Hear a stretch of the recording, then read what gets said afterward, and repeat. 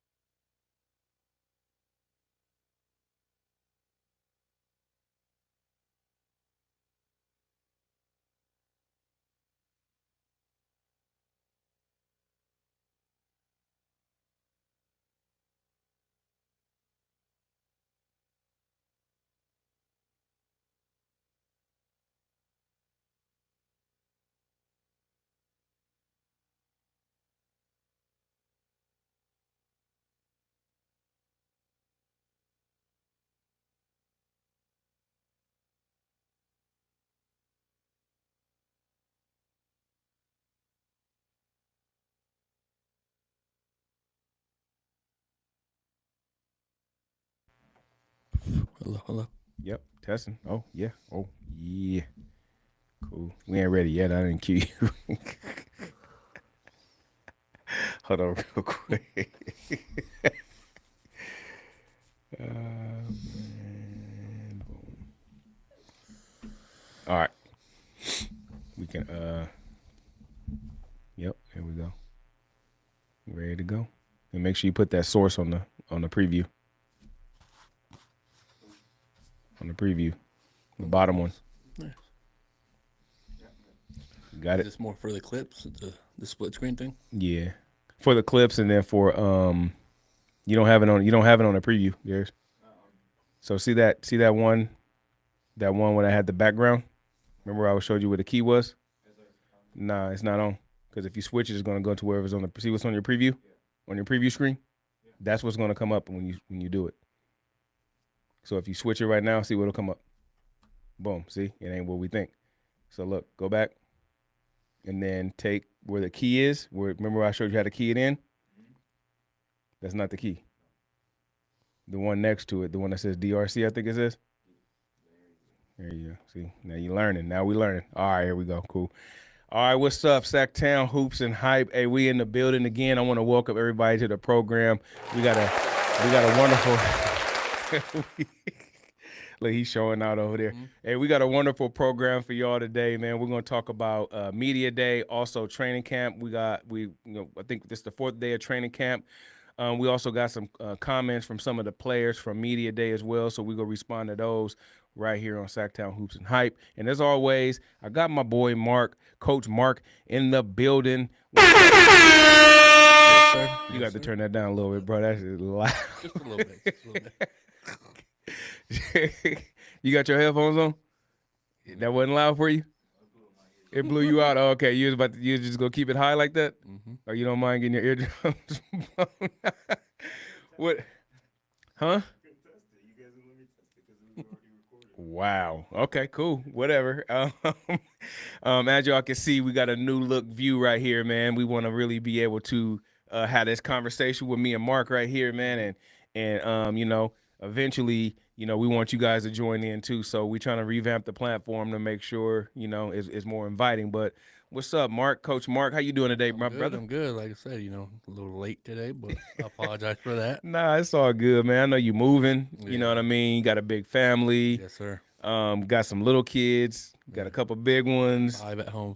You know what I'm saying? So yeah, man, we grace you on that. But real quick, does it feel like the season is around the corner? Because preseason is next Wednesday. So we got. I didn't watch it, but looking on the app, Knicks Sixers yesterday. Yeah, so, the vibe is getting there, right, and then NBA in general. Yeah, and the Pelicans I think played overseas. Yep. You know what I'm saying? They both played overseas. Did they? Oh, okay, yeah. Because usually they do that about a week before. Yeah. So looking at the travel stats and stuff, that itch is coming. Yeah, man. Think about the NBA too. When it's not like NFL. You know what I mean? You get a flurry of games. Every day there's something, so I'm excited. Yeah.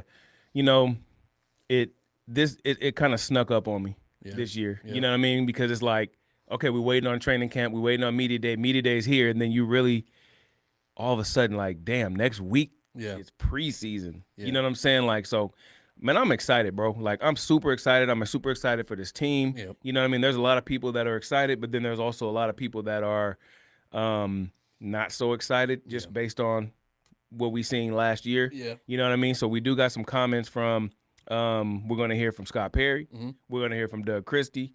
Maxime Reynaud had the most interesting comments that I've heard from a rookie, and we're going to play that too. Okay. Because I don't know, it just blew my mind on the way he actually thought. And it was just one quick comment. Yeah. But then when you read into it, it's like, damn, like he may understand something that a lot of rookies don't. Yeah, they said that in the G League, some G League interviews also when he was doing it. Yeah, man. His maturity and his mindset. He is, man. He has a vet mindset. Yeah, and his approach was different. Mm-hmm. You know what I mean? I've heard a lot of rookie interviews, man, but his approach was completely different, man. So we're going to play that a little bit later. Okay. Who else we got? You're going to hear from DeMar DeRozan. We got Zach LaVine. Mm-hmm. I was going to do Sabonis.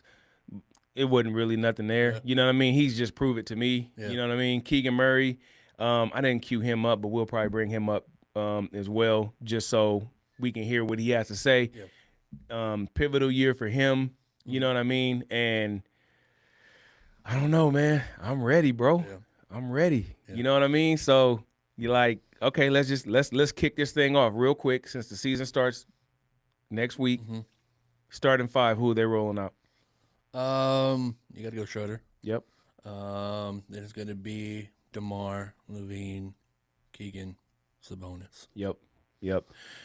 DeMar DeRozan had some interesting comments too. Yep. He was asked about the last year, the last season after the trade and all that. He had some very interesting comments, and then he also was asked about they're only pegging us to win 35.5 wins coming up this season. You know what I'm saying? What are your thoughts on that? I'm going over. Like I said, what you think? I think it's easily a 45. I think there's going to be a lot of nights. I mean, not just health wise, but just our talent and even our youth. Yeah. Is going to get us through some of those games. Yep. Battle tested.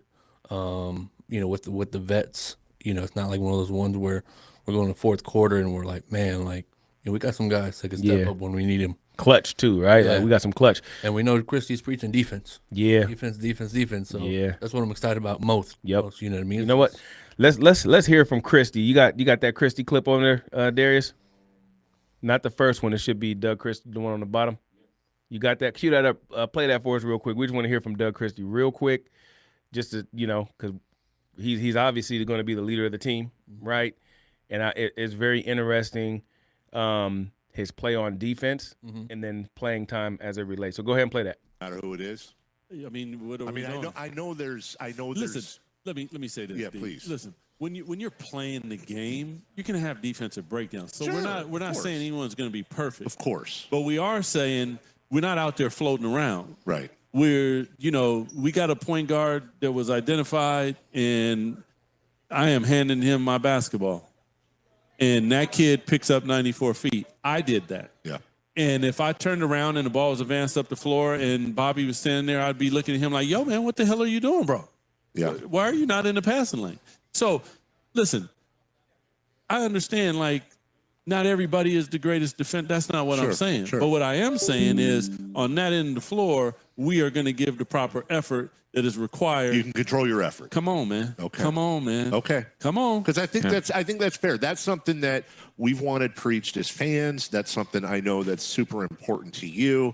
Yeah. And I would imagine that, I would hope accountability and communication is a huge part of that ethos. You've always told us that. Well, I mean, you guys have heard Scott, the 6 tenets and all. Yeah. Listen, that's what we're all judged on. So, and understand, if we're all judged upon that, you got to massage it. That's right. Okay? Yeah. And you've been around me. Yeah. You understand me. That's why I asked the question. Listen, man, I'm here I'm not. What I do want, I want people to leave Golden One Center and be proud as hell that is their team. Mm-hmm. And if you are giving that type of effort, it might not be perfect. We understand that. But what we're not going to do is not give it up while we're out there. Right. We are going to give it up while we're out there. That's the requirement. Yeah. And that's so. Listening to those comments, right? And I guess the predecessor before when they asked the question, it was in order to get on the floor, you have to be playing defense. Yeah. And he was really just kind of making us understand what he meant by those comments. Now he's obviously a defensive player. Yeah. Was a defensive player when he was playing pretty much his entire career. What do you think his impact is going to be for this Kings team when we don't necessarily have too many known defenders, right? We got Keegan and we got Keon. Yeah. Maybe Neek. What do you think? How do you think that's going to work out as far as his philosophy going forward? I think it's going to be good. I think it's going to translate, not just a player's coach, but a player's coach that love defense. Yep. You know what I mean? Where his guys can go back and watch those clips of him and it's different than saying it and then being a three-point specialist. Yep. But when you're preaching it and that's what you were, it's two different things, and I'm pretty sure he's bringing that intensity to practice as defense. You know, just like I said, and it also sounds like with the defense that should be played, hopefully we go depth. Yeah. You know, because if you're going to be playing 100%, 80% defense throughout the game, you're going to need bodies. Absolutely. You know, you're not going to look at your 5 and be like, all right, well, there's going to be a drop off. You know what I mean? Yep. To be able to play defense for 4 quarters, you're going to need a 10-man rotation. Absolutely. And then you sent me that, right? Or you sent me that text the other day about our boy Devin Carter. Yeah. What, third string? It's looking like, yep. I mean, if you look at it, I mean, what, you know, like, you know, you can put Ellis, at the 2 or 1, but I'm thinking he's going to be at the 1. So it's going to hit him in shorter. Yep. And then, you know, Levine and DeRozan and, you know, even Clifford. Ooh. Those guys can be the 2 or 3. Yep. You know, But so there's a lot. I got something interesting on Clifford because his comments would say otherwise. They might be running that boy out there at point guard Yeah. Well, I texted every you once that in a while. too. Yeah. I texted you know, there Yeah. might be some flashes of it. Yeah, man. Yep. I remember when right before we during the draft when we were talking about the picks, right? Yeah. And I really was diving deep into Neek. And I was looking, I'm like, man, this dude has a really good feel for the game, number one, and then he also has a really good handle on the ball. And his court vision is really good. Yeah. And I don't want to say, I hate to mention any names or compare names, Yeah. but it was almost Halliburton-esque, Yeah. the way he was, those skip passes, Yeah. the driving kicks, the flashiness, you know what I Yeah. mean? The step back. And I think the way Chrissy's coaching, Yeah. he's going to give those guys that confidence Yeah. to do that. Yeah. You know what I mean? Especially if you're playing a rookie at the 1, Yeah. you got to instill so much confidence in him. You know, like I said, it already shows that he does have it. You know, but of course you're playing. You know, G League or not the G League. The summer league is way different than the actual league. Yep. But you know, he's gonna make mistakes. Everybody's gonna make mistakes, Yep. right? But like with my coaching style in general, when I coach kids, you know, everybody's gonna make a mistake. Absolutely. Everybody. There's gonna be 60 to 70 possessions a game. We're not gonna go perfect, right? So a lot of kids, you know, like they're gonna make the mistakes. And I'm not looking at the mistake. I'm looking at what they're doing after the mistake. Yeah. Did Right? you Are learn they from it? You know, you giving it the pass and putting your head down and 5-on-4 on defense when you should have been the first one back. Yep. You know, or are we hustling back and we turn our man once or twice? You know what I mean? Are we picking up? Are we communicating? Yep. You know, and then also, you know, going off a little bit. There was a couple years where Dame had an interview and he was kind of saying that you know he knows he's going to make mistakes when him and McCollum were together. Yep. You know, he wasn't big on like having negative energy because he put himself in another situation, right? Where how would he want to take that? Yeah. You know what I mean? So he would always try to do positively as far as understand, you know, your teammates' mindset. Yep. I made a mistake. What are my teammates thinking? Yep. Which is not positive, but he would always try to keep it, you know, kind of like, okay, we'll get the next one. I'll learn from it, you know, to where when it happened and if it did happen again, you know, they got better. Yep. You know, so I think that mindset's going to go a long way with, you know, that's how I believe Chrissy's going to do it, right? As far as, hey, you're going to mess up. Everybody's going to mess up. DeRozan's going to have turnovers. Levine, those guys that have been in the league a long time. So you're not going to be a rookie expecting to come out and be perfect, right? But on defense, we're expecting you to at least, you know, hustle. Yeah. You know, heart and hustle is a lot of things from being a good defender. And as coaches, as players, we can't teach that. I tell my kids, how do I teach heart? Yeah. How do I teach hustle? That's from you. If you don't have it, it's going to show, Yeah, for sure. right? So it's just one of those things that when you do play defense, it feels great. It feels good. You know, me when I coach too, I love ending games on a defensive possession, defensive stops. Yep. Because it's a different feeling, Yeah, for sure. right? Don't get me wrong, buzzer beaters are great. Yep. Celebrations, but when man you're locked in, rotations are there, and you're pressuring the ball, and you in the game on defense. Yep. What that does for your next practice and next games going forward Yep. is like, hey, we don't have to rely on our offense. Yeah. We're gonna have off nights. Yep. But if we lock in defensively, you know, the league is a 130-point game, 120-point game now. But some nights might be 90s, Yep. 100s. Yep. You know, so if we can keep it there and our shots aren't falling, but we play great defense, we're going to always give ourselves a chance. Yep. And you know, just to kind of piggyback off what you said about the great defense at the end of the game, that you can duplicate that. Yeah. You know what I'm saying? Like you ain't really gonna duplicate a buzzer beater. Yeah. You know what I mean? Because just one in every 15. You're going to have a couple guys that are going to be in that situation. Yeah. Other guys aren't going to get that. Yeah, exactly. But defensively, you might can be be the there. guy to step Yeah. up. Yep. Yep. where it doesn't take a shot. Absolutely, Right, so- absolutely. And you think about just like the end of a game, you get a steal, you get a block, you just have a good contest or whatever the case may be, and then Yeah. that buzzer sounds. Man, does that feel good, right? Yeah. Because now you know you're capable of stopping anybody. Number one, and you can do it in the clutch moment. Which in the clutch moment, the deep defense is the hardest. Yeah. Especially when you're on the ball, right? Yeah. Like when you're on the ball and it's you got 20 seconds left, and you're just like, not my man. Yeah. There's some pride that has Yeah. to be there. You know what I mean? It's like, not my man, not my man. And then you're happy as hell when he passes the Yeah. ball. You know what I mean? Because Yeah. it takes some of the pressure off. Yeah. And then you can kind of play defense, from a team aspect Yeah, versus yeah. that one-on-one aspect. Yeah. And I see with Doug Christie, he's really trying to teach them that team defense Uh-huh. aspect, right? Because there's really no shot blockers on the squad right now. Maybe Yeah. Isaac Jones, he had like a 7'4" wingspan or something Yeah. crazy like that. But other than that, we don't have a shot blocker, Yeah. right? So if you just take a look at the past Kings teams, Mm-hmm. the biggest problem was no protection at the rim. Yeah. How much pressure does that put on these perimeter defenders Yeah. when there's no protection at the rim because you don't have that peace of mind knowing that somebody has your back. Yeah. You know what I mean? So, it's you can't take as many chances on the perimeter. You Yeah. kind of really have to be lax, and then that has a chain reaction when, we talked about it in a previous episode where, the Kings are giving up way too many threes, Yeah. and why? It's a symptom of no shot blocker. Now we got Yeah. to have our wing defenders or the ones that are defending the three. Yeah. They sag in a little bit too much. Yeah. And everybody wants to be the hero and block shots. Yeah. But we're probably last in shot blocks in the league. But that doesn't stop these defenders from going in and actually trying to block a shot or trying Yeah. to make a play. And if you have a heady point guard, he just kicks it out to the corner, wide open splash. Yeah, yeah. You know what I mean? So I'm hoping and I'm praying that changes, man. Like, because that's a simple fix. Hey, stick to your man, or you show and then you just run back. And then if they know, because defense is about strategy as it is about anything else, Yeah. right? Being in the right position, being in the passing lanes, right?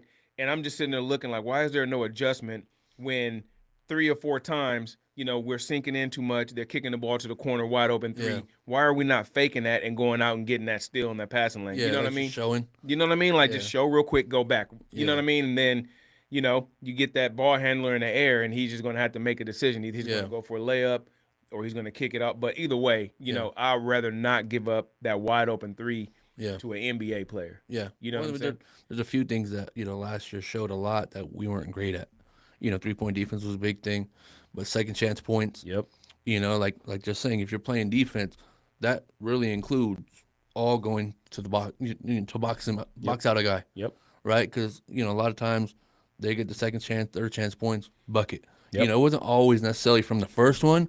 It was just, we're looking at Sabonis, we're looking at those guys, get a rebound. Yep. It's not about that. Everybody can get in there and just box out, get a rebound, and then we limit them to one possession. Yeah. Now, when you got close games, like we were just saying, that's when they happen. Yep. Because we have nights where we're working buckets, we can score, but at the same time, hey, they got, we're the mental breakdowns hurt us on defense, and then not Absolutely. getting the rebounds and them getting easy buckets. Yep. It's kind of just, for us as fans and people watching, but just let alone for the players. Yep. They're getting frustrated too. Like, man, looking at each other and stuff like that, where, accountability goes from 1 to 5. Yep. Even on the bench, right? It's not just, oh, that should have been you. Like, there's nothing wrong with having 2 white jerseys at the ball, Yep. 2 black jerseys at the ball, just whatever we're wearing at night. Hey, we need bodies at the ball. Yep. Right? To where it's like, okay, we have a higher chance to get it rather than, Sabonis, looking to get it and push the tempo a little bit, right? Yeah, Where, yeah.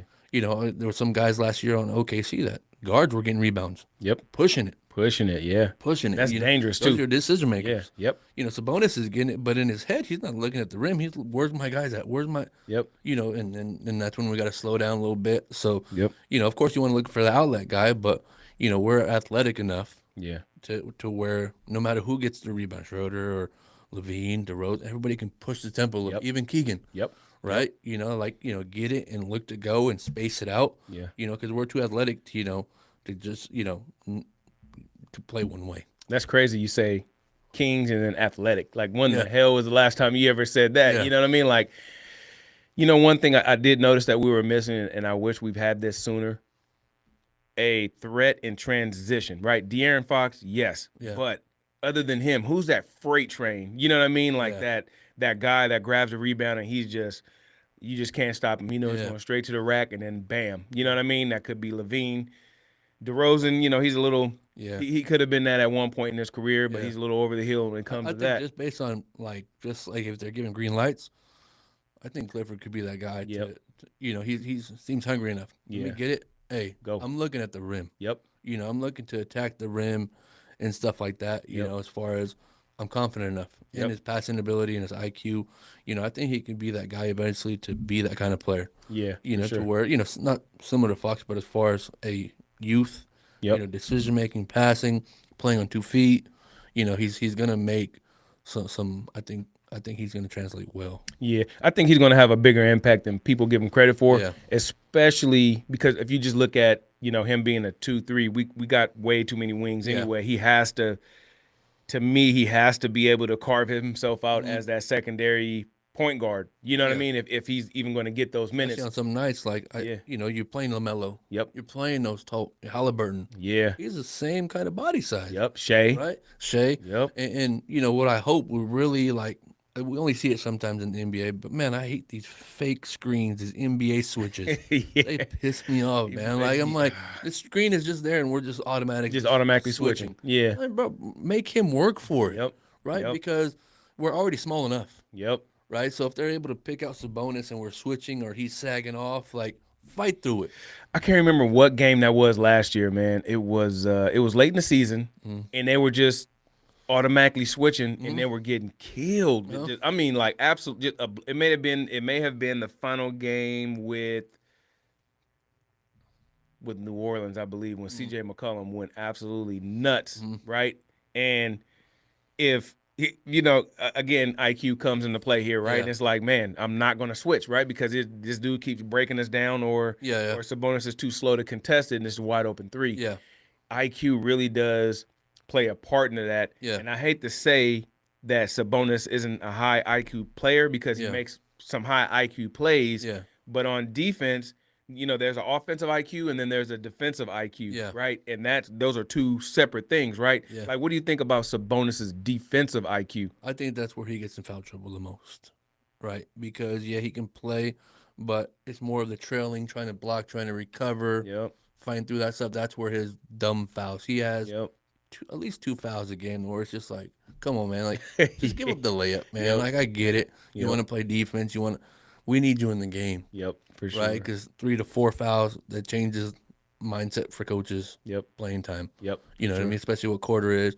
He's got to learn to let stuff go. Yep. Right. But like I said, at the same time, man, it's just like IQ and understanding. Going back to the defensive switches.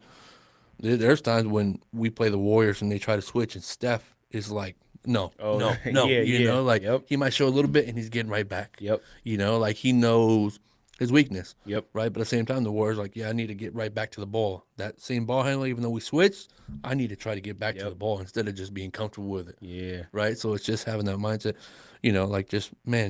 I hope we just, don't do that as often. Yeah. Fight through screens, especially if there's no intent off that screen. Yeah. Now, if we're just setting the screen and we're just looking for the switch, why are we switching? Yeah. For sure. Right now, if he's going downhill and then he's forcing the switch, then Yep. we got to switch. Yep.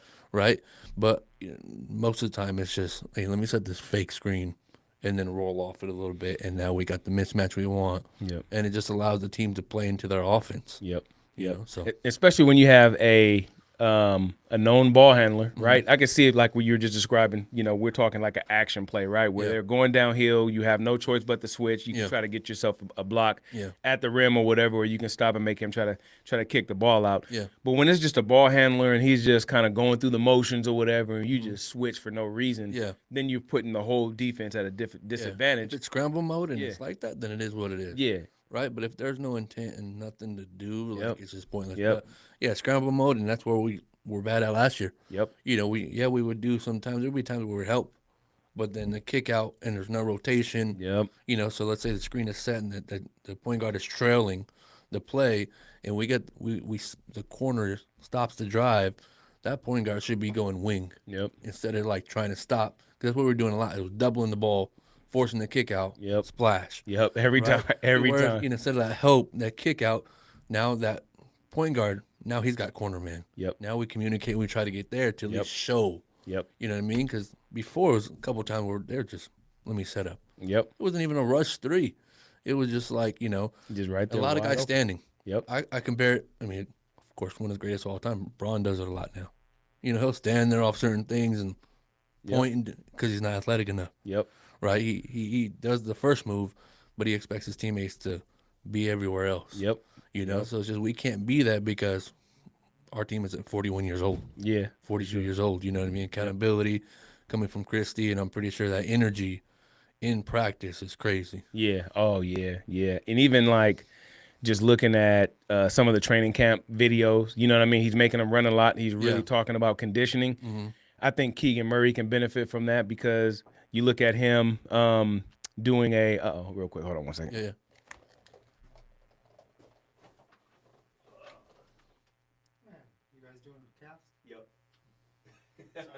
My bad. I'll put this on there.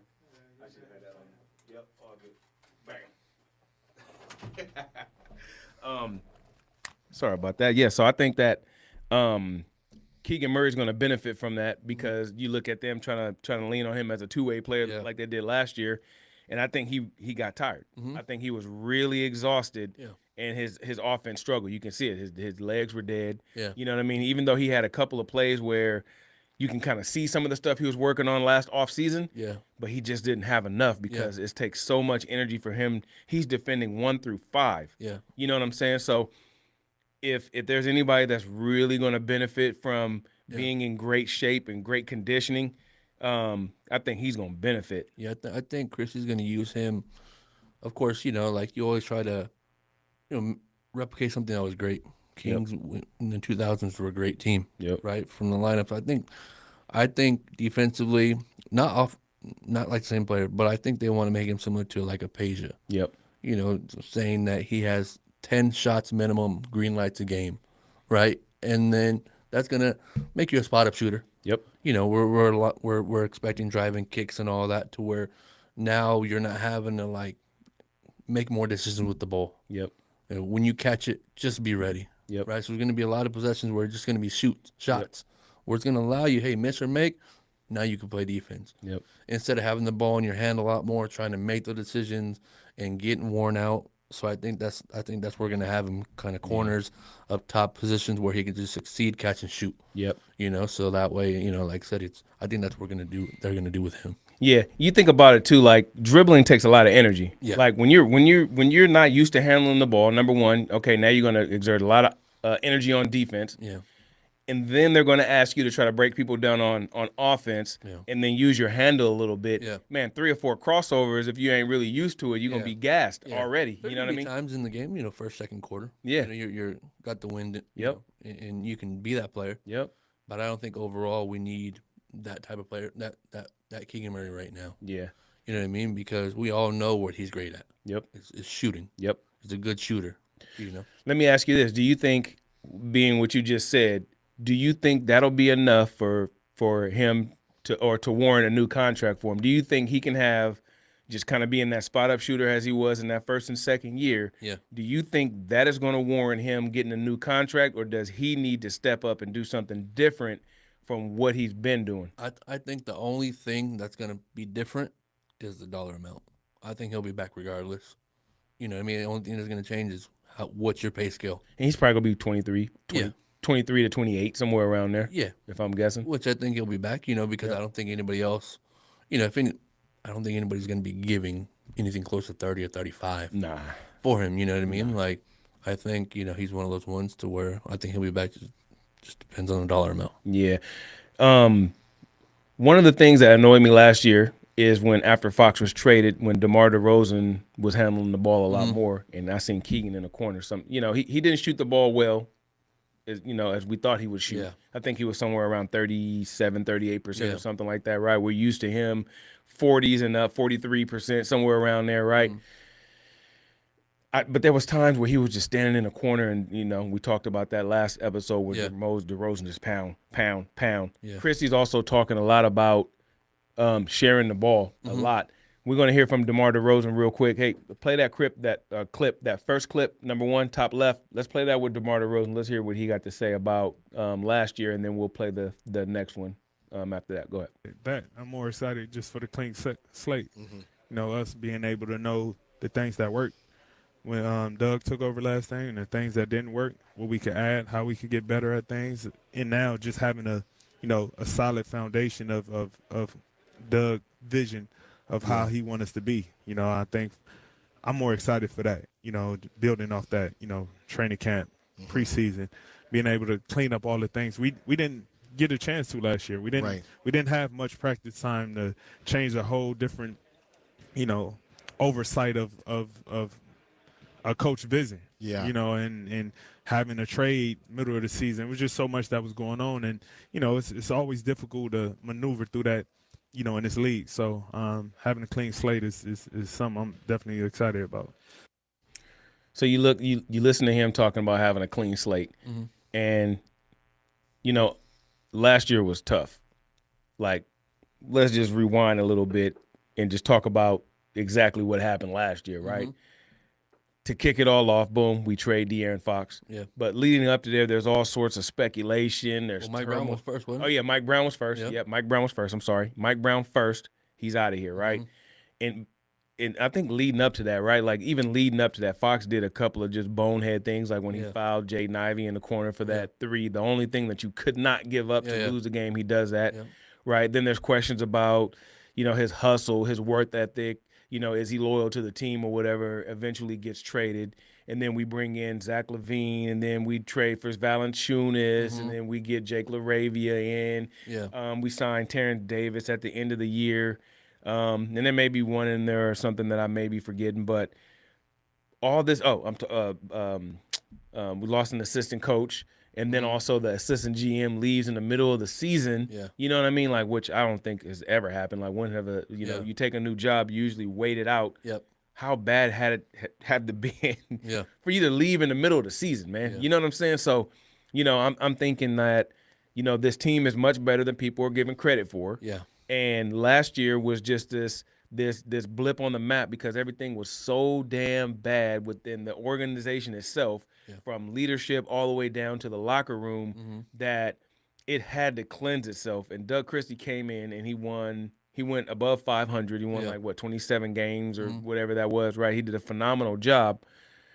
I'm really just looking at a training camp. Yeah. I'm looking at we did not have a point guard at all. You know what I mean? We talked about that last week as well. And then, you have DeMar DeRozan kind of playing hero ball, where I don't think he's that in his career anymore. But being who he is, he can be the third best player on the team and that makes us really good if he can fit into that role. Yeah. So I'm really, all that to say, I'm super excited about what a training camp, off season, and a little bit of gel looks like for this team. Yeah. Because I think 35 is low. I'm damn near, I don't know how to bet, but I'm damn near going to take that bet over that 35 and a half. Yeah. Because I'm thinking, like you said, I'm thinking mid 40s, man. Yeah. You know what I mean? I think this team is better than the Beam team. Yeah. If you just look at position for position, besides De'Aaron Fox. Yeah. You know what I mean? You get in a similar production type player in LaVine, right? You get that DeMar DeRozan wasn't there, right? So let's take a look at position for position. Let's say Schroeder, Fox, we'll give the nod to Fox as far as being better. Yeah. But Schroeder may be better in a different way for the team, right? Let's take a look at the two guard. Let's say Kevin Huerter versus DeMar DeRozan. I'm going to give DeMar DeRozan that nod. Harrison Barnes versus Zach LaVine. I'm going to go ahead and give Zach LaVine that nod. Okay, we got Keegan, and then we have Sabonis. So if you ask me, we have two upgrades versus and then, maybe not as much of a dynamic point guard, but it fits. But, I of course we give the nod to De'Aaron, but in certain situations and whatnot, I think Schroeder has it based on his willingness to pass. Yep. That was the difference. And IQ. Right? IQ, there's games where Fox is balling out. Yep. And I'm big on the other numbers. Yep. Assists and rebounds. Yep. Right. We're 28 or 32 a night, 2 assists. Yep. And it's like I like it. Don't get me wrong. There's nights where you're gonna be that, right? But I like a 17-9 player. Yep. Those 9 shots contribute to a minimum of 18 points. Yep. If there's any threes in there, it goes up to 25 points maybe. That's a big thing because now those 17 plus the 25, now you're a 40-point scorer. Yeah. Essentially, Yep. right? Because you're making the right decisions. Yep. Right. So I don't see why, like I said, DeRozan can shoot a little bit. Mm-hmm.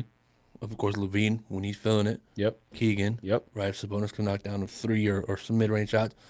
I think there's no reason for him to average about 7 to 8 assists a night for Schroeder. Oh, Which yeah. is what De'Aaron wasn't bringing. Yeah. Right. And it made it worse when De'Aaron's shot was really off when his finger was affecting him. Yep. Now you got 15 and 2 still. Yep. There was no change in the assists. Yep. Yep. Right. To where that's Schroeder's game. Yeah. Regardless, like he's gonna look. He's gonna be the willing passer. So I'm excited just for that aspect as far as De'Aaron more athletic. He can get to his spots. Yep. Better leaper, all that stuff. Right. But like I said, IQ. It's not about Shea showed it. It's not about 100 miles an hour these days. It's Yep. about just making the right decision. Yep. And playing at your speed. Yep. Yep. So if you look at a player, and I think when you really see a leap from a player, it's usually because number one, they get a little bit more aggressive, but number two, they use their IQ a little bit more to get to the free throw line. Usually the free throw line is the difference between you scoring 17, 18 points to 25 to 27. Yeah, you know even what 30s. you know what I'm Even saying? 30s, you can go 8 for 20 something and have 35 points. Yep, just because James you got Harden, yep. like Shea, like Yep. those guys. We see some nights where Shea doesn't get his free throws. Yep. He's just an average guy. Yep, 25 points or something like Maybe that. even 17. 16, Yeah. Shoulder numbers, Yep. right? Yep. So it's like nowadays, it's a ticky tack league where it Yep. doesn't take much to get those. Yep. Players are learning the tricks to get to the line. Yep. To where, hey, nobody's guarding you. Let me knock these down. Even 70%, 80% free throw shooter. Yep. We're gonna be all right. Yep. Yep. Hey, let's listen to those second comments from DeMar DeRozan. I believe he was talking about Coach Christie. Dennis. Is Oh no, he was talking about been Dennis one of Schroeder. the most There we go. competitive guards in our league. Back when he played for the Hawks, and everywhere he went, he's impacted the team in a positive way with his toughness, his competitive level, his IQ of the game, his ability to win big games. He don't shy away from big moments, big shots. Yeah. Played with some of the greatest players in his game. Even seeing him lead his country to a medal, Right. him getting MVP. That speaks volumes of what type of player and point guard he is that, we are inheriting, into, our brotherhood to start this journey. And that says a lot. How I love to hear that. He respected around the league, Yeah. right? Ultra respected.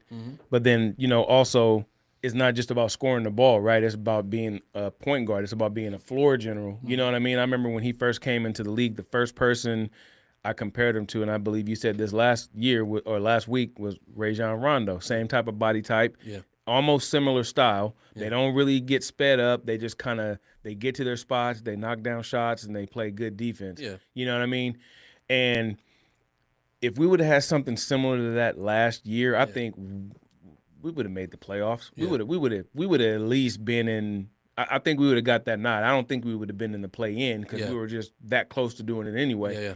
I don't understand why, these so-called experts out there are really saying that we're only going to win 35 games when this roster is better than it's been in the last, I don't know how long, right? This could literally be probably the best roster that this team has had since maybe Isaiah Thomas, Rudy Gay, and Cousins. Yeah. You know what I mean? Like this, this is really like a really good, talented roster where you have legitimately 1, 2, 3, 4 players in your starting lineup that can average 20 points a game. Yeah. You know what I mean? So They don't need to, but there's going to be nights where they do. And there's going to be some nights where they don't, but the other guys can step up for that other 10. Yep. They can distribute that however they want to do it. Yep. Right? So there's going to be nights where, like I said, yes, we know who probably going to be a high scorer on the team, but in general, it's going to be nights where every other night there's a different player, Yeah. right? Which is great to have. Yep. Levine gonna have a night, DeRozan gonna have a night, Sabonis gonna have, and then there be nights where those two guys have a Yep. good game, right? They're playing off each other, so Yep. it's like the thought of that, Yeah. right? Where it's not just what's Fox? Fox got to drop tonight, Fox, this and that, or looking into as far as we know what Barnes was here. He wasn't a guy we're looking at like, oh, he's gonna. When he went to San Antonio, he became a little bit better somehow. But one of those things to where yeah. when he was here, we weren't.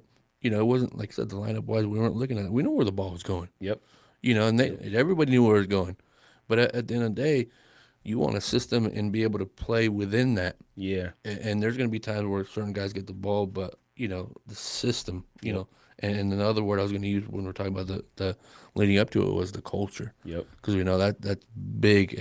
Whatever sport you play, that culture you're building, starts with the guys that you bring in. Yep. The vets, and the rookies that we have, they're willing to learn. Yep. And the IQ is high, no egos. There's as far as right now. Yeah. There's going to be nights where guys get frustrated. Don't get me wrong. Yep. It's the NBA. Nothing's perfect, right? But as far as, the guys leading the way, I think that's just a lot of positive stuff. Those close games when we lose them, Yep. That locker room it is going to be strong enough, I believe, to bounce back from those games. Yeah. When I look at a really good, talented team, a championship team, they all share one thing in common, right? It comes together in a way where it overpowers the other team, right? Yeah. Like, let's take a look at those good Golden State Warrior teams, right? Where you got Draymond, you got Clay, you got Steph, and then you got the others, right? When you know Steph and Clay, they're going to do their thing. But then the overpowering part is when you see all these other ones come in there and they just dominate you, right? You look at Boston, the same thing. They just dominate you. They come in and everything is just so cohesive that they just kind of overpower you, right? Yeah. Last year with OKC, same thing. They just overpower you with talent. Yeah. And it's like really about picking your spots, right? We know Shea's the best player on that team, but then you got Jalen, picking his spots. You got Chet picking his spots. You got, the others picking their spots, and it's at the right time, right? The efficiency is so good with those teams. Yeah, yeah. Where those guys don't got to put up a lot to impact the game. Yep. They're going to get their 15 on 10 shots. Yep. Which is great. And timing. The timing of when they get their points is super important. Those teams are good at keeping the game close. Yep. Right? It's not about always blowing teams out because then you get comfortable and then you're going to give up some runs, and that's where a lot of teams get in trouble. Yep. Right? Because now in the league, it's crazy to say, a 25-point league is nothing. Nothing. And going to a fourth quarter, third quarter, we've seen records this year or last year being broken.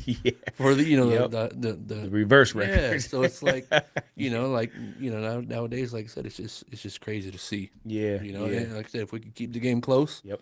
and then who knows what happens. Like I said, coming down to defense. Yep. Right, coming down to being efficient, having the point guard make a good decision, playing with confidence, a lot of things that I think that are being preached, this season. Let me ask you this too, because I like De'Aaron Fox, right? I wasn't in love with De'Aaron Fox. Yeah. And the reason I wasn't was because of a couple of things. Number one, I didn't think he was that good of a leader. Yeah. Number two, I think that he, certain things had to happen for him to play elite.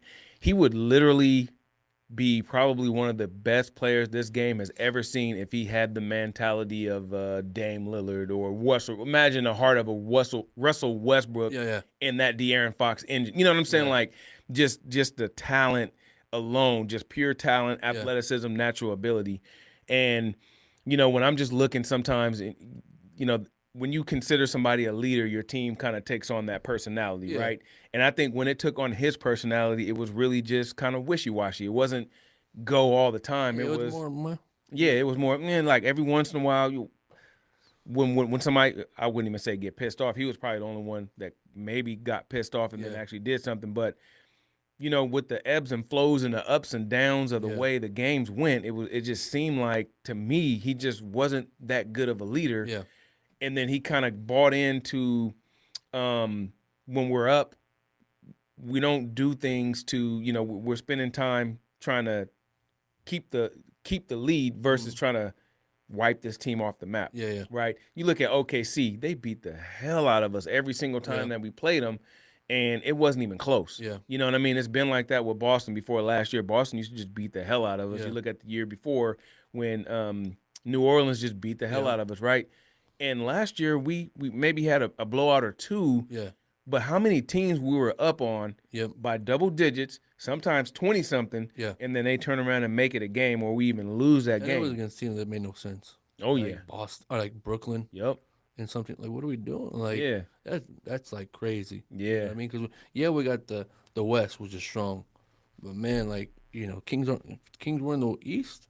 We make playoffs every year, Easily. like the 4 seed, Easily. right? Yep. But it's just like I said, it's a different thing, and it's just having East Coast West Coast times and all that. Of course, played into all that, but like you said, they just got comfortable. Yep.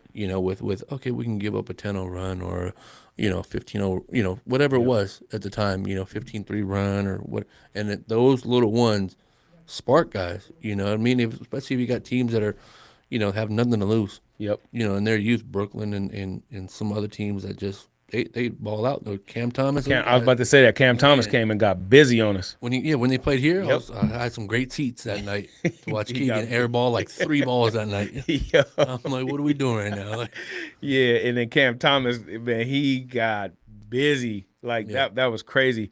And then, I used to watch De'Aaron Fox just kind of lollygag up and down the court too. And it just kind of made me sick. I'm just like, damn, how come we just can't have a player that's going to go out and play hard the whole time and be a leader at the same time? When was the last time you think we actually had a real leader? Shumpert? I mean, a leader like that, he was A leader and your best player, though. yeah. I mean, as far as holding guys accountable, that always said something was, I would have to say like a Cousins, you know what I mean? Like, even though he didn't always say the right thing, Yeah. there was kind of no filter on him. Like, he had that mindset. Yeah, like he'll punch you in your face, too. Like, and he's saying it right after the post game interview, Yep. right? Yep. Like, this is bullshit. Like, Yeah, it's for like, sure, yep. He's not waiting to go to the locker room to think. Like, hey, Yep. if I don't think we did good, you're gonna hear it by the time you get to the locker room. Yep. They're gonna be like, hey, did you hear what he said? Yep, for sure. Like I said, it wasn't always right. He wasn't the best kind of team player, but as far as that mindset, he was gonna let you know, on air and personally. Yeah, I wish we would have had him on that. I would have loved to see him on that squad last year. Yeah. Even part of the Beam team, man, just because I like DeMarcus Cousins. Yeah, You know what like I said, he's got some talent still. Absolutely. It's just it's one of those ones where he's one of those ones where let alone what happened last year with Puerto Rico. Yeah. There's just no coming back for him anymore. For real. So let's just talk a little bit about culture. So we got Scott Perry's comments. Let's hear what Scott Perry had to say at Media Day. It has really been a pleasure watching Doug work. Like I said, I knew him a little bit before here because I worked here 8 years ago, and I met and I met him when he was a player first with the Toronto Raptors. So and then obviously got a chance to watch him play a lot here in Sacramento. So you saw the toughness, the work ethic, all of those, the competitive nature in Doug as a player. Now, fast forward to him, is Doug Christie, the coach. A couple things really stand out for me with Doug. A is his voice. He has got a very natural voice that can command the room. I think he has a lot of natural leadership skills and the ability to unite people. And for a head coach, and me as being a former head coach in college myself, to me, that's one of the most important characteristics you can have is the ability to communicate and get people to buy in to the vision and playing together. Doug brings that to the table. The other thing that's really impressed me over the summer is Doug's thirst for knowledge from the coach. And I've worked with a ton of head coaches in this league, and really he stands out to me in that capacity in the top 10 percentile in terms of saying, hey, I don't have all the answers. I'm trying to learn at every turn. And so the type of staff he assembled reflects that because he's added a lot of great experience to the staff. Trips that we've made this off season. I was fortunate enough to have a strong relationship with the Pittsburgh Steelers organization. I know Mike Tomlin very well. He's a friend of mine. So we were Doug, I, and B.J. Armstrong. We all went to Pittsburgh Steelers training camp for 3 days, and even though it's a different sport, but you watch, and in my opinion, Mike Tomlin is one of the great leaders in any sport, Right. and just his ability to command the room, communicate, and organize. Now you're talking about, a roster of 53 guys, and there's 90 at training camp, and just Doug having the opportunity to sit down, ask questions, the note taking. He was involved in every meeting and things, and just watching him do that was invaluable for me. It was a great experience for him, and those are the kind of things he's going to want to do each and every off season to keep honing his craft and having that. So let me ask you this: like, when obviously Doug Christie was interim head coach last year, and Scott Perry comes in here and gives him the contract, right?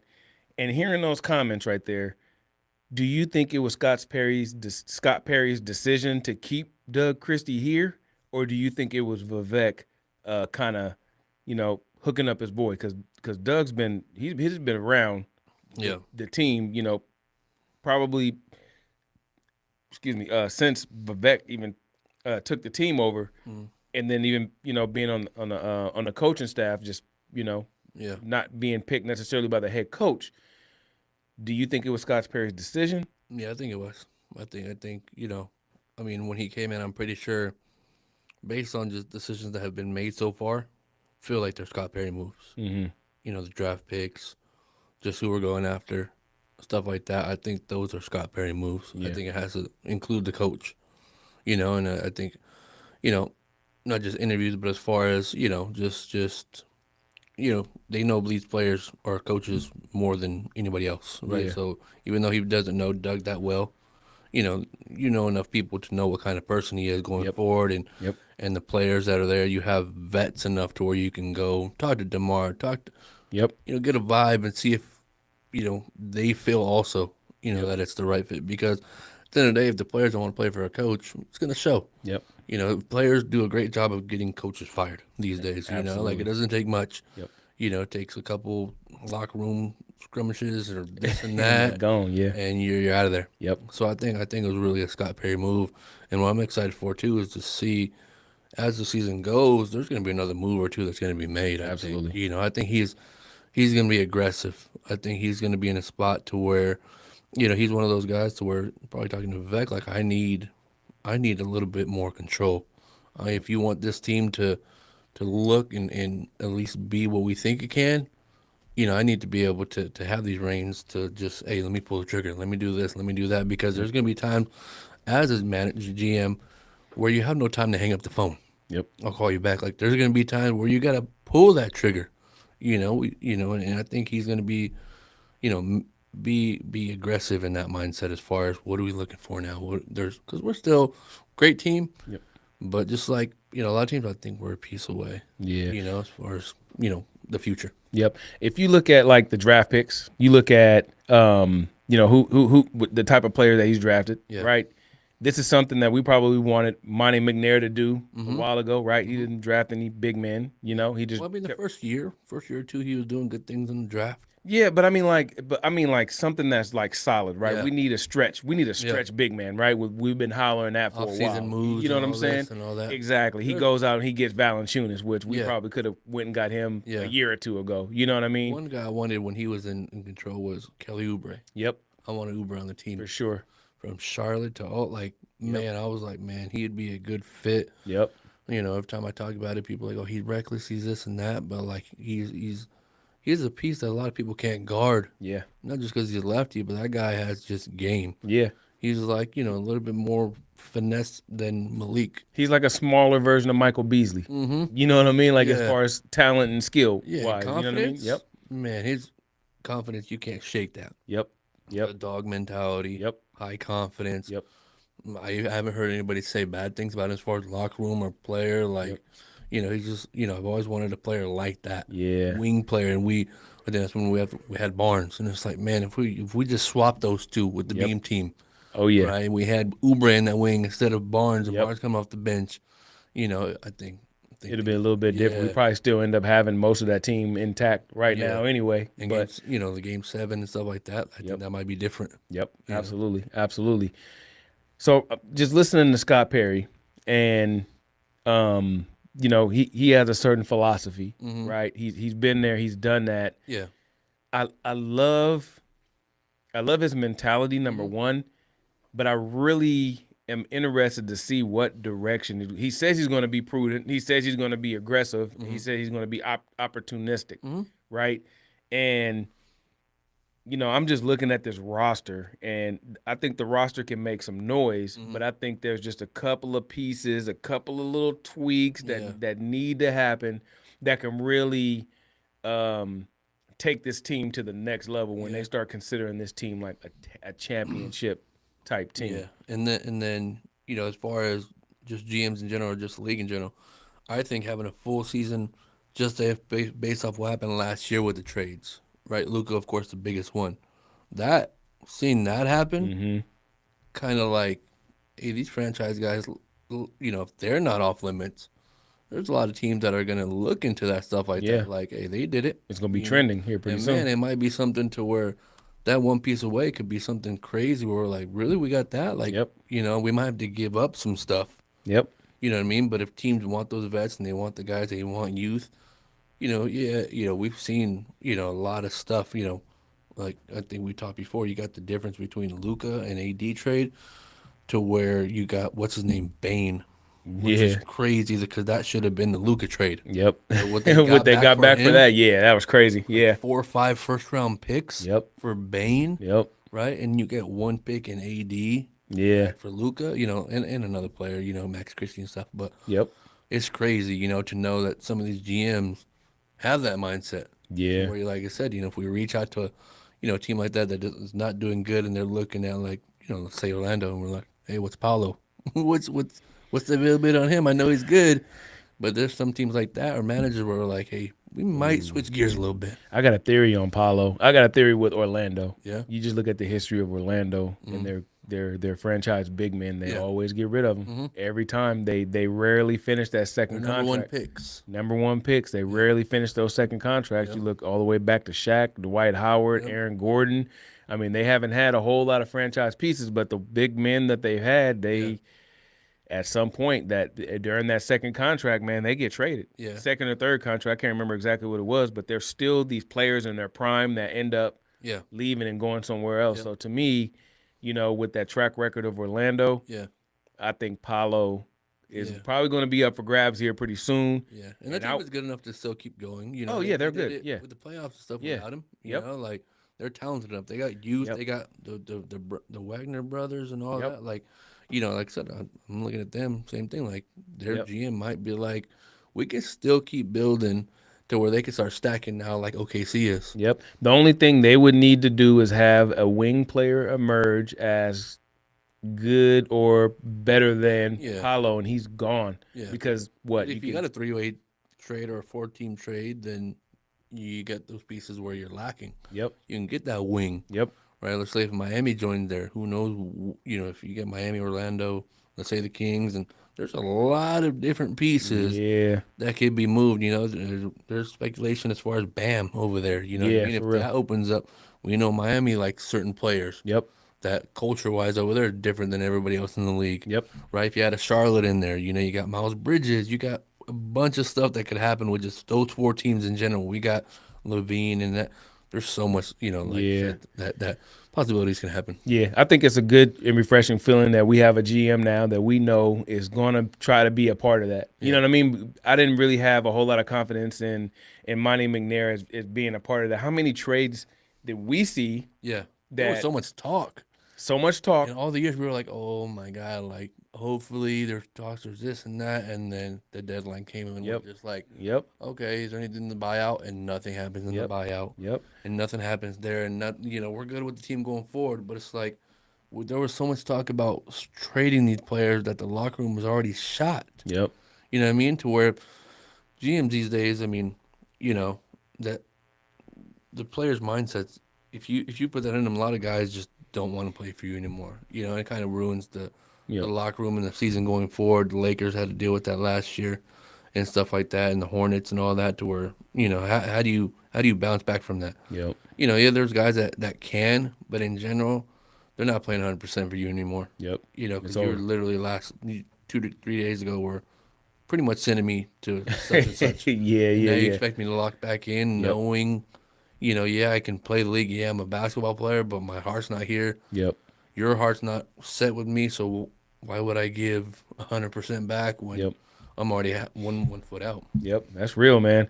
I'm super excited, man. We're gonna hear from Neek Clifford. I want to hear a little Yeah. bit of what Neek Clifford had to say, because I really do think like his mentality, his ability, his size, his athleticism, his feel for the game, his court vision. I think he could really, number one, fight for a roster spot, but then number two, and going forward, I'll give you my theory on that after we hear from him. Go ahead, Darius. Yeah, I feel like, I always have banked on my versatility, and that's kind of what I feel like my superpower is just trying to impact whatever way I'm thrown into, whether that's point guard, shooting guard, small forward, whatever. Being able to guard multiple positions, that's just kind of what I try and live off of, and try and stay ready in the moment for whatever position I am thrown into. But yeah, I feel like my playmaking is a big asset to my game, and I just try to play the right way and make the right plays. I think So yeah, you might have to play that one more time. Yeah, I feel like, I always have banked on my versatility, and that's kind of what I feel like my superpower is just trying to impact whatever way I'm thrown into, whether that's point guard, shooting guard, small forward, whatever. Being able to guard multiple positions, that's just kind of what I try and live off of, and try and stay ready in the moment for whatever position I am thrown into. But yeah, I feel like my playmaking is a big asset to my game, and I just try to play the right way and make the right plays. I think Cool. Just based off of what he said about his own versatility, right? 1, 2, and 3, Yeah. right? What do you think of a core? And this could be a very real possibility going forward, especially once we hit that trade deadline. Yeah. What do you think the core would look like if it was a Neek, a Keegan Murray, a Zach LaVine, and then a Maxime Reynaud? I like that core. It's not bad, right? like Like that that's probably like some new NBA type, Yeah. not no aged. Yeah. The biggest thing is with that core to keep it together would be the contract for Levine, right? Because he's got that. This might be his last contract coming up, one of his last. Yep. So he's gonna look for a 4-year, and he's gonna look for at least. I mean, what are we paying this year? 35 or something for him? He's at 40 something. He's like yeah. 47. So he's not gonna He's come up off there. that Yeah, as much. Especially if he shows this year that I can still put up 30. which I believe he can. Yeah. So he's still gonna command that. So, one thing or two things. Are we gonna want to play that number? And yes, if we do, it'll help because we got rookie contracts. Yep. But we only got that for 3 years. Yep. So we Right, got to so- put it together. Yeah, Like, we have so to make sure. we it- kind of, it's good having a good draft class, but just like OKC did, they played three guys close to what, $1 billion, Yeah. right? You got Chet and J Dub and Shea, all those guys got contracts, Yep. and they weren't cheap, and luckily, like I said, the bench is young enough to where those contracts aren't worried about right now. But in 3-4 years, they got You'll stuff have to do worry something. about. Yeah, exactly. And that's kind of the way that the NBA is going. Mm-hmm. You know what I mean? But as long as I guess you have to be able to wrap your stars up for a certain amount of time, and then Yeah. you'll deal with the consequences a little bit later. Championships always help too. Yeah, absolutely. Like you win absolutely. one, and hey, Yeah. checkbooks are open. Yeah, exactly. Plus, you get the playoff bonus, you get the championship bonus. You know what I mean? So, like, there's certain things that are in place so you can, keep them together, for a little while longer. Yeah. You know what I mean? But, at the end of the day, if I'm just looking at the Kings and this roster, I'm looking at, to me, Sabonis is he's outdated. Yeah. You know what I mean? Like if I'm taking a look around the NBA and I'm looking at a team that actually would need a player like him, there's not a whole lot of teams like that. I think Orlando could definitely be one. But other than that, I think he's an outdated type of a player. Yeah. DeMar DeRozan, he's right there with being just like this outdated type of a player, right? And we're talking 2/5 of our starting lineup that is kind of outdated. Not to mention 4 of the 5 starters are playing out of position, if you ask me. They're more of like pick trades. Yeah. Rather than player trades, right? Because teams are going to be like, what? You know, like, I mean, you can keep them if you want. And teams are going to be like, well, we'll take what we can get. Yeah, you know? for sure. So I think those guys are more pick players rather than Yep. getting something back to where that core, if they start developing, it'll help a lot more. Yeah. Right? Give us time to use those picks or trade them. You know. I think it's going to be an addition by subtraction type of thing, right? When I mean to say that is like sometimes you might have to give up an immensely talented player, get something lesser back, but you need what you got back more than what you needed in that player that you got rid of. Yeah, exactly. And I think that's what Perry's mindset is too. Yeah. Not looking for a lot of stars. Guys that are just willing to buy in and be those, you know, excel at their role. Yep. You know, because the league's not about having, you know, a 10 to 15 superstars a game. Yep. Every guy understands their role. Yep. And you might get a night towards your night.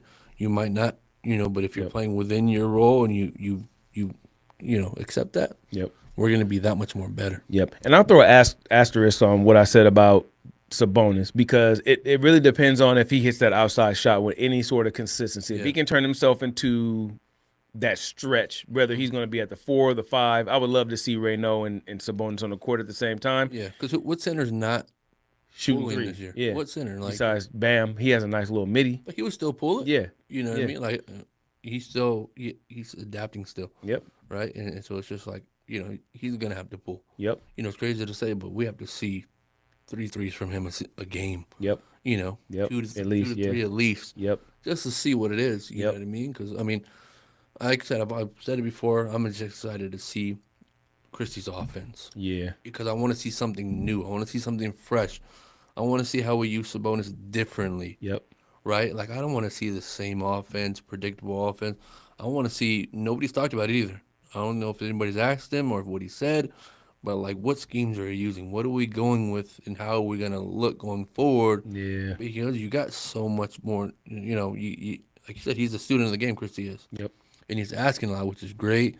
He's learning. He's probably watching a bunch of film, taking stuff from other coaches that work and trying to implement, which is great. But, like, man, I'm excited to see the offense. You know what, man? He has some great offensive minds. Yeah. Mike Woodson, man, he's one of my favorite coaches of all time, man. If you look at that Atlanta Hawks team that was out there in the mid-2000s, man, them dudes were with Joe Johnson and Al Horford and Josh Smith. Yeah.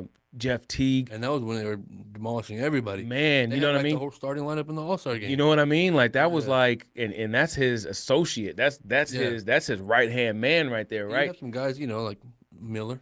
Miller. Yep. Shooter. Yep. It's a different Mike Miller. Sorry. Yeah, it's a different one. Mike Miller. And then you got Bobby. Yep. 6-man mentality. Yep. You know, so he's preaching to the bench. Yep. You know, guys like that. You know, energy, hustle. Yep. All that. A defensive coach. Yep. Mike Woodson mindset. Yep. You know, so it's just like, you know, going forward that those 3 guys, they bring all 3 aspects of the game. Yep. Where it's just like, man, like, okay, you can focus on this, you can focus on that, and the players are going to listen. Yep. You know, because once again, going to players, coaches, that's what I think, you know, even in the NFL, a lot of coaches these days are just the guys that understand them, you know, that are going to be there for them outside of that you know, 94-foot box. Yep. You know, like, you know, and that's big. Yep. You know? Absolutely.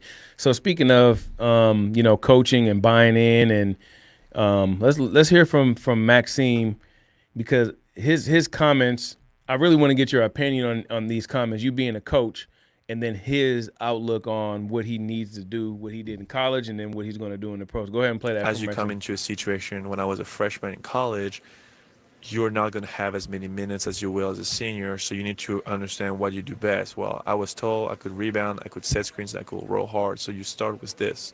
And then as you get more and more minutes on the court, you have more and more opportunities that present themselves, and that's when you start, like, you know, showing to the world that, oh yeah, I can shoot a little bit more. And then this past year, having the most threes ever by a 7-footer in a season, it's been a blessing, and at the same time, it's been the result of a lot of work that I've put in.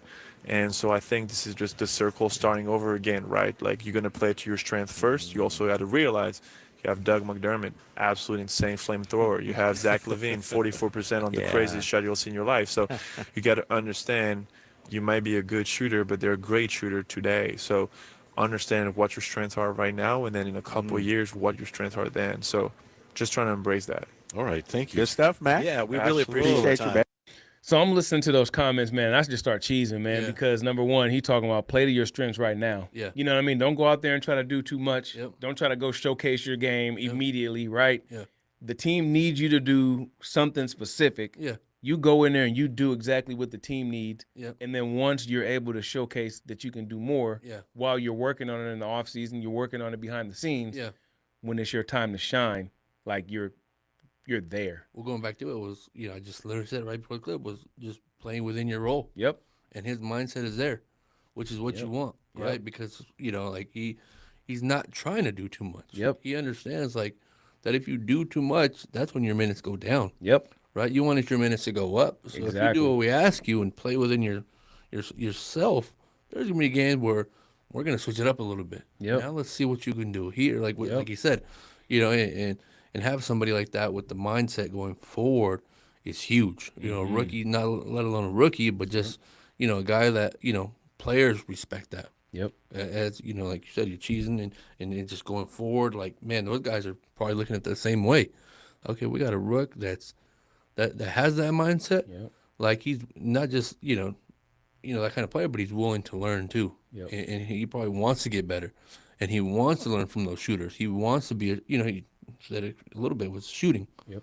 McDermott, that guy. So he's saying, I want to shoot the ball, but I'm not going to do nothing crazy that the coaches don't want me to. But if they need me to, I'm ready to pull. Got you. Oh, yeah. Yep. Yeah, I just love those comments, man. And there's players that probably have that mentality, maybe don't even know how to put it into words. Yeah. But you can see, like, if the coach says, "Hey, I need you to go out here and set screens and do Yeah. some pick and pop. I And need roll. you to block, pick and pop, pick and roll. Yeah. I need you to swipe at every single Like, shot. the fact that he didn't say pop, he said roll. Yeah. Right. Yep. And it doesn't happen that often. Yep. Right. When you Yep. get the switches, people are looking for the pop. Yep. They're looking for the 3-point line. He's Yep. talking about rolling to get the mismatch. Yep. To get the ball down low. Yeah. You know what I mean? Like, it's just a different mindset. Yeah, it's really refreshing to hear, and that mentality he's already seen success with. You know what I mean? Yeah. When he first went to college, so now he has this working model for himself Yeah. that I think is going to translate to the NBA. Yeah. Because it really is. It's about that. The talent can be there, but if Yeah. the coach don't need all your talent right now, if he just needs you to do a Yeah. certain amount of things right now, okay, you gonna do that. You be an all-star at doing that. Yeah. You know what I mean? Not be on the all-star team, but you Yeah. be as good as you can possibly do Yeah. or be at doing that. And then when we need you to do other stuff, Mm-hmm. you got that too. Yeah. You know what I mean? So that's why I really think that, when I spoke about that core being those 4 players that I mentioned, give or take a Levine, you know what I mean? Yeah. Just like you were talking about with the money and Yeah. all that. But realistically, there could be some key players going here at the trade deadline, just depending on how things go. Yeah. And we're talking, a DeMar DeRozan. We're talking a Domantas Sabonis Yeah. type Those of thing. two guys. You know what I mean? It could even be our boy Dennis Schroeder too. You know what I mean? Yeah. Because he'd be on the move all the time anyway. Yeah. You know what I mean? He was. I think we'll get. I think it'd be crazy to think out of those, 3, that Keegan might be the first one out of those. Right? Looking at that going forward, you know what I mean? Are we going to pay him 20-something million? Are we going to look to move him and somebody could do, their own thing with the contract or whatever it is? So does a guy like Keegan have 82 games? Yeah. Or does he? It depends on what he does, though, man. Like That's what if I'm he saying, but comes out, he has at least 40 games to show, right? I think I got some comments from. Hey, do me a favor, real quick, Darius. Go to the folder on the computer. I got some comments from Keegan Murray, I believe. Go to my Sack Time Hoops and Hype right there. Let's go to Media Day interviews. Let's go. Nope, right there. Yep. You see Keegan Murray anywhere in there? Let's listen to his interview real quick. Joining us right now from Media Day. It seems like it was just yesterday. It was his first Media Day. Now he's a grizzled veteran, Big offseason we'll get to in a second for him off the court. The one, the only, Keegan Murray. Is there ever going to be a point, Keegan, where you're like, okay, guys, I can't handle it anymore? Well, I think it's just better in the arena. Oh, wait, did it happen? For the most part, but what a happy offseason for you. Yeah, I think it was a great. It was in Portland. We were in a hotel room, basically a hotel conference room, and you were talking to us about your diet, your menu. There's a lot of, I think it was chicken and rice. Pretty much. Yeah. Do you think now you're going to need? And you'd said the vets on the team were always trying to get you to expand your cuisine. Yeah. Are you done? Are you going to have to expand a bit now? Nah. I mean, I still eat that same thing that I ate my rookie year for breakfast, lunch, and dinner. So nothing's changed. A couple of years. One of my toughest nights, just based on the talent I had to guard. Yeah, I think, man, I think honestly, I feel like I like chasing point guards around more. Really? Yeah. Wow. Running Steph around like that? I think it's more fun than having Jokic or dealing with Jokic in the post and things like that. But yeah, I think with Jokic, that was the most game planning we did for that game in Denver. So he's tough to handle, but then obviously guarding Steph and those guys, you have to be on your P's and Q's the whole game. We have a running segment where we'll predict things that happen before each game night, like, how many points for Keegan Murray? And then we guess and see who's close. So just listening to those comments, he understands now that he's going to have to be the go-to guy on defense, right? He's talking about chasing around Steph Curry, guarding 1 through 5. You know what I mean? Yeah, Jokic and Curry. Yeah. Like there's a contrast there, right? Like it's hard for anybody to defend Jokic anyway. Yeah, you know what I mean? But I don't know, man. I'm really just looking at where he's really buried in there, man. Like, where is the growth opportunity for this dude? You know what I mean? Because you can look at the rookies and all that. We're not looking for any one of them rookies to have an explosive jump. But you're looking at this guy coming off in his 4th year, buried in there between DeMar DeRozan or under DeMar DeRozan, Zach LaVine, and maybe even Sabonis. Yeah. Like, where and how the hell is he supposed to make a jump with at least DeMar DeRozan and Zach LaVine? Well, I mean, we just talked about it from the rookie's mindset to just playing his role. It seems like Keegan's role is everything, right? Like, you're going to have to do everything. Yeah. Every night. Yep. We want you to shoot. We want you to defend. We want you to communicate. We want you to smile. We want everything. Yep. Right. Well, and it's just, I don't know how he's going to respond to that. Yeah. You know, which Keegan, you can never get a vibe off. Yeah. He might smile every now and then off a dunk or something like that. But, like, you know, which is good because he takes it how he gets it. But, like, you know, I don't know. Like, say you're getting that Fox mindset where you don't see it. You don't see it. You know what I mean? You can't get a vibe off of him. Yeah. He's just going to be like, a little laughs here and there. But, like, man, like, it's your contract year. Yeah, you got to do something. Yeah. And to me, for it to make sense, he has to be head and shoulders above what he was last year or anything he was before in order for his next contract to make any sense. He has to be or $25 million. He has to be similar to, like, I mean, he's a better person and, of course, longer arm length than Bane. Mm-hmm. Bane's earned what he's gotten. For sure. Undersized, short arms. Yep. Defender. T-Rex. Yeah, you know, like, he's earned it. Yep. You know, but come with that was defense. Yep. Was offense. Yep. Shooting. Yep. He's got to be a Desmond Bane for us, right? That's what we want him to be, essentially. I like that. that. Yeah, because Desmond Bane, he could take the ball to the rack and finish with consistency. He can shoot the lights out of it. He was a dog on defense. You know what I mean? Like, he was really like, he was like the little T-Rex. Like, he was a little mean little guy. You know what I mean? But yeah, I like that, man. I think that, you know, when he does get the ball, he has to be aggressive, right? He can't be passive. We're looking at the rim. We're not looking at the swing. Yep. We're looking at, okay, there's going to be, like I said before, 60 to 70 possessions in the game. You're going to have 10 of those where it's going to be on you. Yep. Not just green light shots. It's going to be on you. Yep. What are you going to do with that? Yeah. Right? Like, and I think he's comfortable enough to take a dribble and shoot a mid-range. You know, he's shown that he has explosiveness to get to the rim. Yep. He can play all three levels, Yep. right? So it's not just all about 3-point shooting, Yep. right? Of course, you got to be able to attack and get a floater or something like that to open up your looks, Yeah. right? Because if you're getting the ball and driving, and they see they see that, and you're making shots, now the closeouts are weaker. Yep. Now what does that open up? Your 3-point shot. Yep. Now you're a shooter. Let's say you start out 3-point game, and you're off. What's the defense going to start doing? Sagging off. Yeah. And what's that deny? Your drive. Yep. Right? So he's got to be able to look for the drive to open up his shot. Yep. No, I agree. You know, and it's still just it's just one of them things, man. He's just one of those players that unfortunately he's so buried in there because of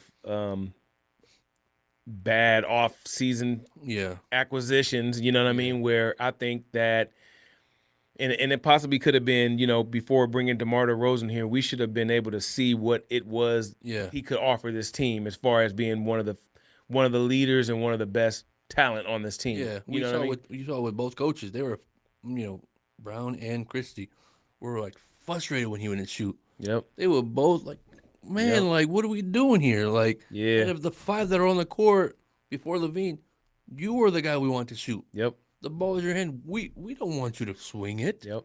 Right? You're young. We believe in you. I don't want to have to keep having to preach to you, shoot the ball. Yeah. And Christie would do the same thing when he came over. Yeah, he was shooting a little bit more, but it's like, as a shooter, that mindset's got to be there no matter what. Yeah. As a Ultra aggressive. As a coach, yes, you could put confidence into it, but coming into the league, your first year, shooting threes. That's how we got the whole chant. Yep. We weren't doing that off dunks. For real, yeah, that's right. We were, shooting from long range. Yep. So it's like that confidence, year 4 should have been you. Yep. Shouldn't it be coaches? Yep. Right? Regardless, Yep. whatever coach come through, they need to know who you are. Yep. What you are. Going into year 5, you're set. That's you. Yeah. Are you a shooter? If you are, then hey, we shouldn't be yelling at you to shoot the ball. Yeah. No, facts. This is it really is a pivotal year for him. Yeah. And he really has to showcase. It can't be just one piece because we know he can shoot. Mm-hmm. Now we need, again, like you were saying, all 3 levels, right? Yeah. And then that defense. Yeah. We need to see that. Okay, I'm going to dare to say this. Do you think he is supposed to be a franchise player being drafted as high as he was? No, not a franchise player. No, I think he can be. Who can he be similar as? Somebody that's not. Can he be? But was he supposed to be? I don't think we drafted. No, it's supposed to be. I don't think we drafted him to supposed to be. I don't think he was that looked enough. I think Halliburton was. As far as the point guard where he was, I think he was drafted to be something like that. But I don't think Keegan ever was. Yeah. It's just a very interesting thing to think about. You know what I mean? Just. He's very fascinating. You know what I mean? Like we can talk about him and his game all day long. Yeah. But at the end of the day, we just have to see what the season's going to be. Because I'm always optimistic. Every year, I'm like, man, I just can't wait to see the jump. Yeah. I was excited about Halliburton. I was like, man, yeah. You can see his skill. Yep. You can see what he's doing. Yep. You can see his vision. Yeah. I liked him better than De'Aaron Fox. Yep. And then he gets traded. That's what I was going to say, too. Just imagine if that trade was different. Mm. And we had a guy in your point guard, your leader, that's giving you the rock, right? To where, it could have been Keegan's wide open half the time, but Fox ain't looking for it. Yep. Fox is looking for his game, looking for his spots, looking for flow, looking for the and ones. Halliburton's not that. Yep. Halliburton is going to spray the ball. Yo. And if you miss, guess what? Here it is again. Yep. Right? Here it is again. Yep. Like it's just in him. And you've seen it can't teach with the Pacers last year. Man, everybody.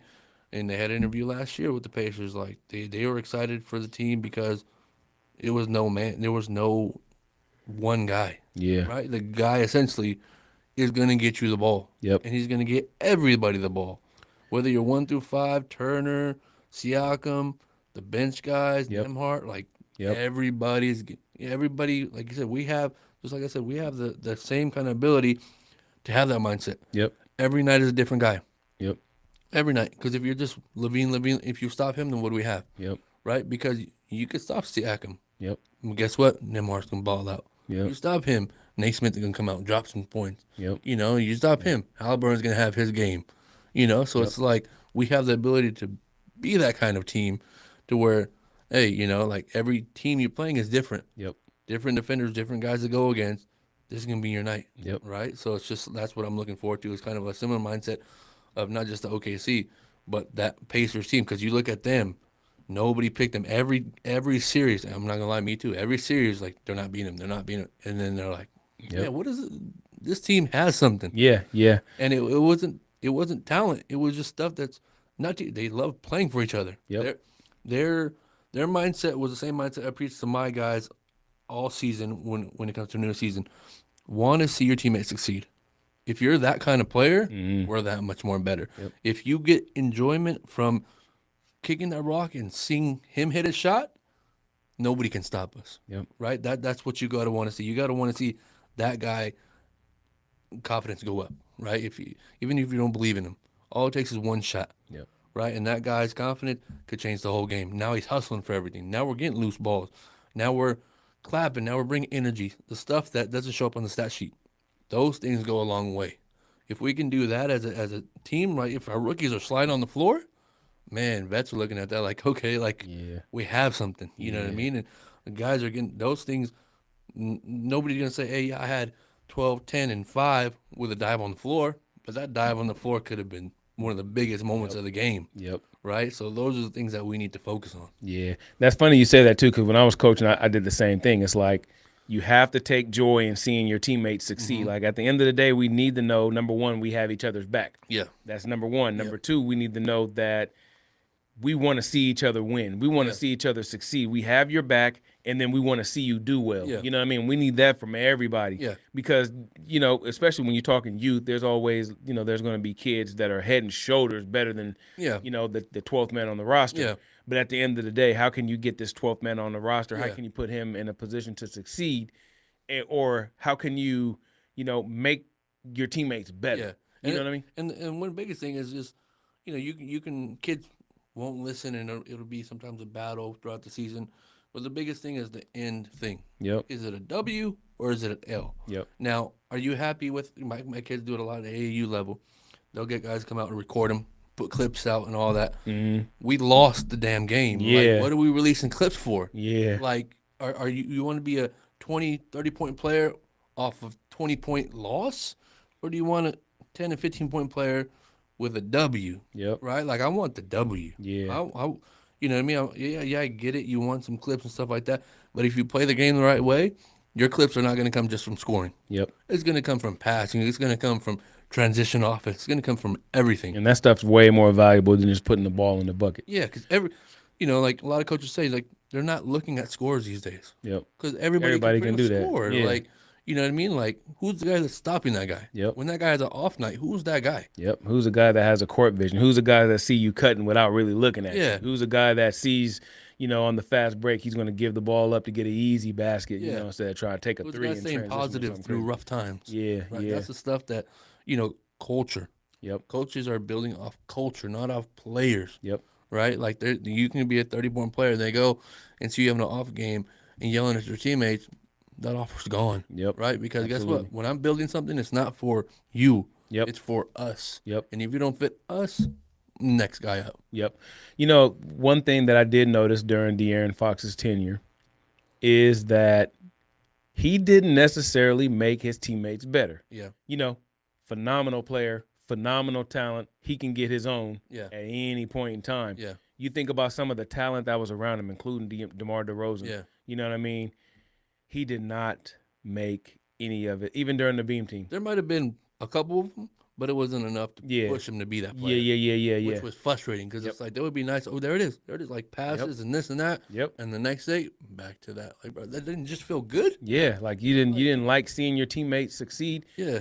Let's listen to Zach LaVine because he has a very unique look at what last season was, and then also in going forward. Mm-hmm.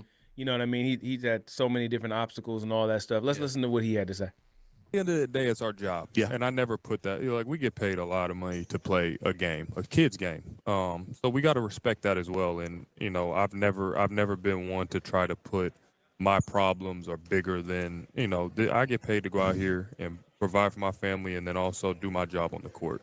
Now, it is tough. Yeah, we have crazy travel. We got crazy sleeping patterns. We might fly in and play a back-to-back and then go to New Orleans and wake up and have practice at 8 a.m., whatever. But, everyone would trade. I see people always talk about how we are people and we have our own struggles, but, our struggles aren't like other people's or like people I've known in my life. Sure. It's not the same. That's a good perspective. So, I always try to put myself in that box and be like, look, I'm very happy and blessed to play this game and play it at a high level, and I'm gonna do the best I can with it. Now, obviously, when things come to happen, like I had some family issues, I might have to take some time away. Sure. That's I'm a husband, a father of 3. You take care of your family. Yep. But when I'm on the court, that's what I try to take care of. I love hearing that. Number one, we got 2 clips from Zach, right, Darius? There's another one. Okay, you don't got to play it right now, but I love that perspective. Number one, because he to me it sounds like he holds himself accountable, right? No matter what's going on, he is a family man. He has some personal things going on, but when he's still a human being. You know what I mean? And when he was on the court, he tried to maybe not have to deal with some of the stuff that was happening off the court, but just being a human, you're going to deal with some of it. You might not have the energy or whatever the case may be. But I really think that clip right there was a great clip because now it gives Kings fans a little bit of an insight to who the guy is. And it made me like him a little bit more because of that. You know what I mean? Yeah. And then this next clip, he started talking a little bit more about the season last year and some of the changes that were made and how, the NBA can be that way. So go ahead and play that. Yeah, there you go. We're really excited. I know I am. Obviously last year there was a lot of change that happened, even before I came, and I didn't know the extent of it, but I'm excited just to be able to get to training camp. We got Scott here, we got Doug, and everyone's committed. We have a singular focus where we actually are looking for an identity. I think that's what we were missing last year, where we look really good in games, and then some games we look bad, but we didn't have a direction. Yeah. We were just out there playing, and sometimes that's what happens when you got to be pros and you just got to try to figure it out. But for me, especially training camp, where you get to start from day one and get everyone involved and get everyone's rolled down what you do, what this guy doesn't do, and play to your strengths, cover up our weaknesses. I'm excited for that. What is it about? I just loved hearing that, right? Because it's so real that we know that, well, he understands because he's a player, right? He understands how valuable training camp is. Yeah. He understands how valuable offseason is. He understands, getting to know your teammates, getting to know where they're going to be, the things that they do like and they don't like, what they're good at, what they're not good at. Yeah. He got an unfair shake last year. Yeah. He was dealing with a multitude of different problems, right? He just had a baby. He was out here staying in a hotel room. I didn't even know that. You know what I mean? It was probably a nice hotel, but still, it's still not your house. Yeah. And then he's expected to take the place of one of the most, I guess, talented Kings that this city's ever seen. Yeah. Step in and be the man, and they expect him to come in and just produce right away. When you can hear that he's a little more humble than that, right? He kind of analyzes things a little bit more. Yeah. Like, what do you think this new LaVine is going to be, going forward? Especially, man, the season's next week. Like, what are we expecting from this dude? I mean, I'm expecting the same thing that we saw flashes of, right? Consistency, right? If we can get consistent like that, which he's showing he can do, right? But also being the leader and knowing it's not a bad thing, but just knowing everybody has weaknesses, right? And then, we didn't say it, but holding each other accountable, helping, right? And then, helping those players as far as team wise, hiding them, right? And that's big as far as the mindset, because it sounds a little bit like Christie, right? When you got your guy and you got your coach on the same level, you got a floor general that's not a point guard, but those guys that are carrying that onto the court is huge, right? And he's never been one of those big talkers. He's always been, I'm just gonna let my game do the talking. Yeah. And he's consistently showed it, even with all that, 45% from 3.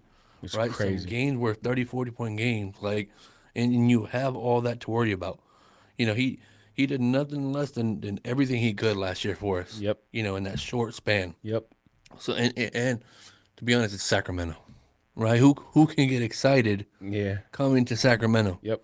Right, and nobody's really, which is kind of good to see that nobody's treating Sacramento like Sacramento. Yeah.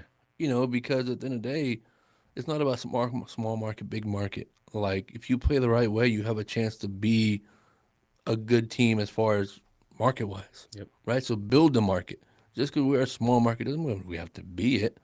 Right? If we have the players, we have the culture, we have everybody buying in and success going forward, everybody forgets about that small market. You become a team like OKC where, I've driven through OKC. It's worse than Sacramento to me. Right? There ain't nothing out there, man. Like tornadoes and bad storms. Right? What are we looking forward to? Yep. But those fans, just like ours, bought into it. Yep. So we have the fan base. We have that. Now it's, like I said, now it's the court stuff. Let's change that. Yep. And I think we have that stuff going forward to change that perspective of us. Yeah, I agree, man. I'm super excited. Like I was saying, man. Again, training camp's going on now. Yeah. We're trying to get everybody gelled together, and then we got our first little suit up. Yeah. Coming on Wednesday. You know what I'm saying? Up. Man, I'm just super excited. Just that first quarter. I know they're probably not going to play the whole game. Yeah, some of the players probably don't even play either. Yeah, you know what I'm saying? Like I said, they get the same kind of running kind of practices and they do. Yep. Nothing the risk, but the fact is that you see the jerseys, you see that stuff. Yep. Like I said, as a fan and everything going forward, we have something to look forward to in general, and that's not something as Kings fans we have every year to look forward to. Yeah. This year's like, not just for this podcast, but just in general. Yep. There's going to be stuff to talk about. Absolutely. So we're going to go ahead and wrap this thing up, man. I think we had an hour and 34 minutes or something like that, 38 minutes. Yeah, so it's a nice podcast as always, brother. Thank you. Yep. Thank you for being a good partner, bro. Yep. Thank you for giving good insight as always. You know what I mean? Man, I'm just gonna say it like this, man. So make sure you guys tune in because we're gonna start. The season is here, Kings fans. The season is here. We're here. This is for you guys, man. We want to hear from you guys. Pre and post are gonna start. I'm not sure if they're gonna televise the game on Wednesday, but I want to do some pre and I want to do some post. Either way it goes, you know what I mean? We want to be here for you. We want to make sure that this is your platform. So, again, for the ones who watch this, thank you so much. Thank you, Coach Mark. Mm-hmm. Thank you, Darius, for working the board over there, man. We appreciate it, man. We couldn't do this without you. And to the Kings fans out there, man, we love you guys, man. And go Kings, light the beam, and we'll see you on the next one. Peace. Whole lot of nothing. Bragging about it ain't no kind of stunting. But without much, still had you, and that's everything I need to get through. No placebo. And when the bad days repo my ego, it's like coming home sipping something strong with my weed roll. And I don't even smoke, so now I have a much.